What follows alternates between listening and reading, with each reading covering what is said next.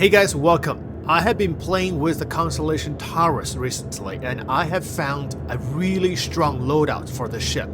So in this video, I'm going to share with you just for your reference. Now, when I say strong loadout, it doesn't mean that I put all the components grade A military. On the contrary, I have used none of the military components. Let's take a look first.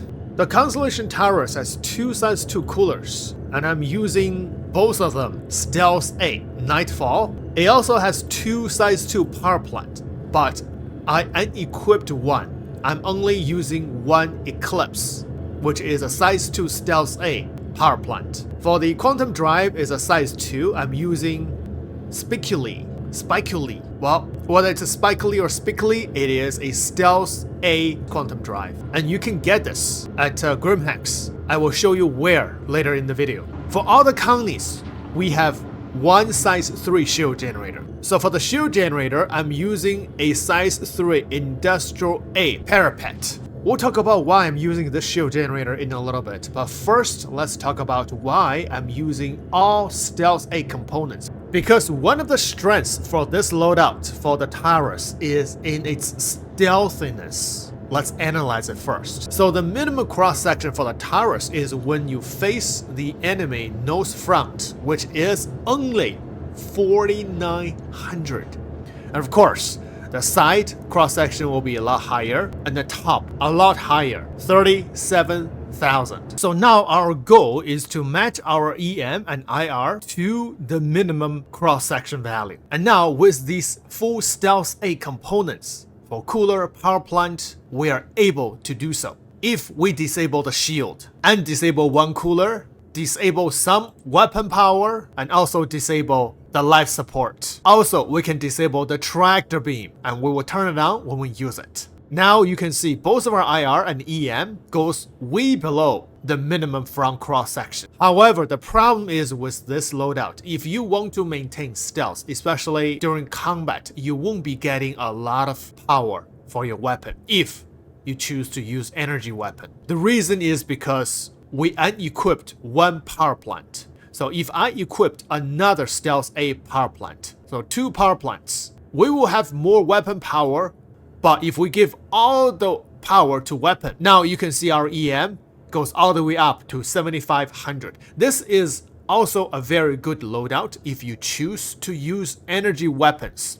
So when you are doing stealth, the best way is to turn off your weapon as well. There we go. Your EM goes down to 4,200. You have to keep the shield down if you're doing stealth. The reason why, because we don't have size 3 stealth shield. So whatever size 3 shield you use, your EM signature will double instantly. So with that fact in mind, then we might as well choose the best shield for the ship. When we are doing combat, we just turn it on and make our shield as strong as possible.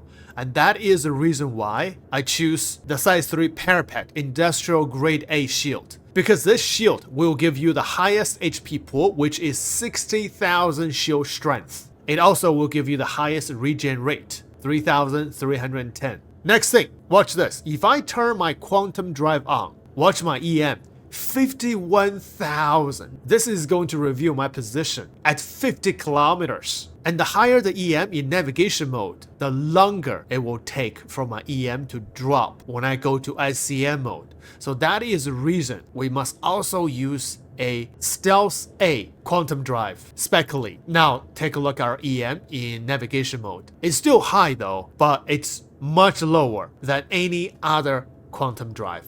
Only 12,000.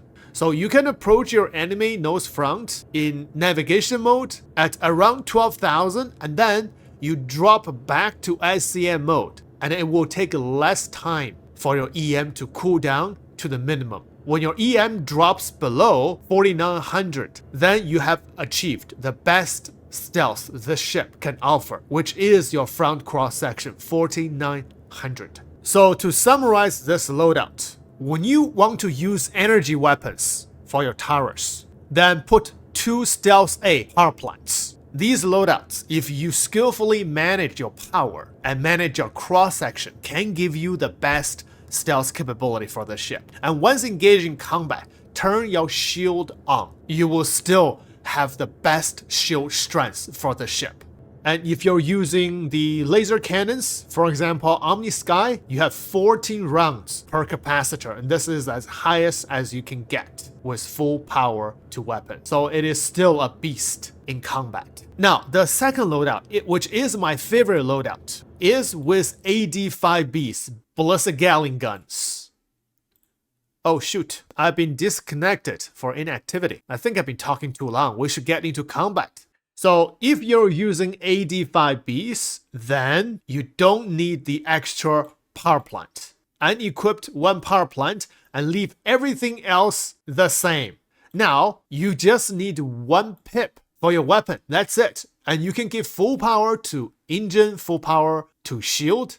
And the advantage of this is even during combat, you can maintain relative stealth. You see your EM is 7.5. If you want to make a strategic retreat, you will have that little stealth advantage right there. But before you engage in combat, you want to do some stealth reconnaissance.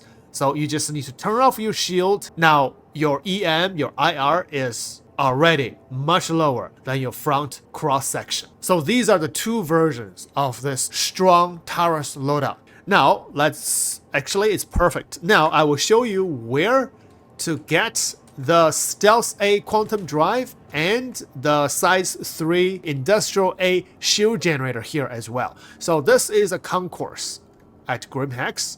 You just need to go up the stairs. And these are the hab doors that you will come out of. So go around it and find the middle door, which says Hex. And you have this arrow right here. And you go in here, you will see this word. This means welcome. And then over here, it means attention. You are being monitored for your every single movement. Whoa, scary. Okay, now in here, you can just buy the size 2 Stealth A Sparkly Quantum Drive will cost you 63k. This is the industrial grade A size 3 shield generator. It will cost you 160k AUEC. It's pricey. And for the rest of the components, the Stealth A power plant and the Stealth A cooler, you can get both of them at Cousins Crow Orison. Alright, the next point for the loadout is very important. This one is regarding the missiles for the Taurus. The Taurus has 24 size 2 missiles, and use whatever size 2 missiles you want except the Rattler 2 missiles. Don't get me wrong, I love Rattler 2 missiles, and I use Rattler 2 missiles on most of my other ships, but for this build, do not use Rattler 2 missiles. This is the reason why. Among all the size 2 missiles, only the Rattler 2 missiles have a lock range from 500 meters to 5,000 meters. This is a close range missile. If you use Rattler 2 missiles for this ship, you have to get within 5 kilometers before you can attempt to lock the missile and fire this missile, which means you cannot make the full use of the stealth build for the ship. Any other size 2 missiles will have a lock range between 1 kilometer to 10 kilometers. And for this ship, I'm using 24 Dominator 2 missiles, and they are EM missiles. Now, my enemy is about 10 kilometers away from me. Oh, that's a 400i, okay? Let's get closer within 10 kilometers. There we go. We have a solid target lock, and we are not getting detected. So this right now is a stealth missile bolt with 24 size 2 missiles. Fire!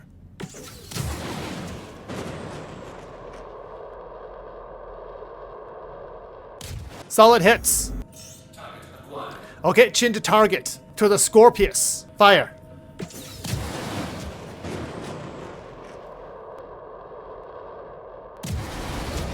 Hit.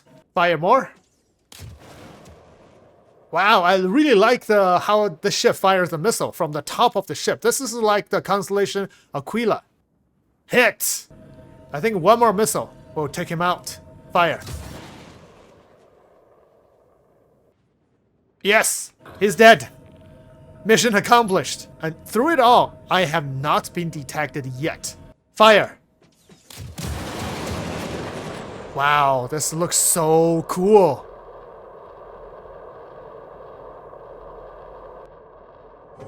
Hit. That's a solid hit. Oh, I'm getting detected. Okay, shields up. Weapons out. Engage my enemy.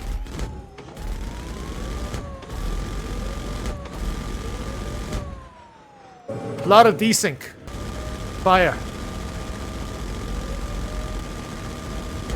Ooh, I think his only strategy is his desync. There we go. Beautiful. Alright, now I'm gonna try out the second loadout with 2 power plants and with 4 size 5 laser cannons. This is another ERT mission. So first thing, I'm gonna use my stealth capability to do some reconnaissance. My EM signature dropped below 5 kilometers. And I'm gonna keep my nose toward my enemies at all times. Ooh, we have a hammerhead, a constellation, another constellation, and another constellation. We have 3 constellations and 1 hammerhead. That constellation has some red hulls, so I'm gonna fire my missile. Fire. Wow, so cool. Oh, didn't lock. Fire. There we go. Look at that beautiful curve. Except the desync. Yeah, the desync is too bad in this patch. But that curve is so beautiful. Solid hits. Fire. Oh, that colony is destroyed. Nice. Fire at the second colony.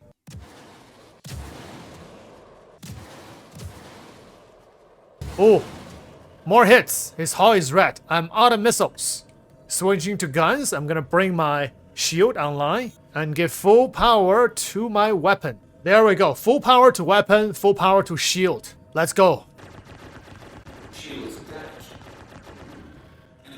Wow. Destroyed. Fire at the third one. A lot of desync here.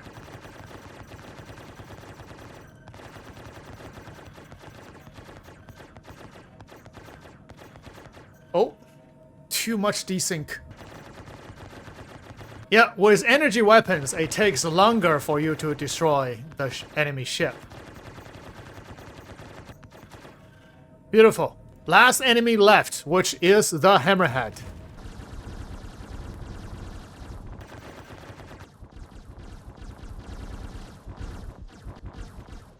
There we go.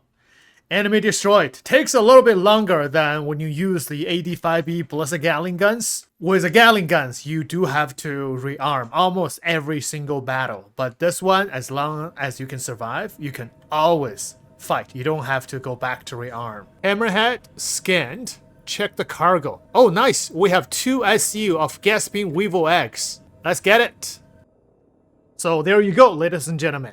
This is a strong loadout for the Constellation Taurus, which has 2 different variants. You can choose energy weapons or ballistic weapons. With this loadout, you not only have the stealth advantage if you know how to skillfully manage power and manage the cross-section angle, but also you will have a strong shield, and together with the powerful weapon for the ship, plus a very decent cargo capacity with additional tractor beam. Wow, this ship is a very useful and powerful ship.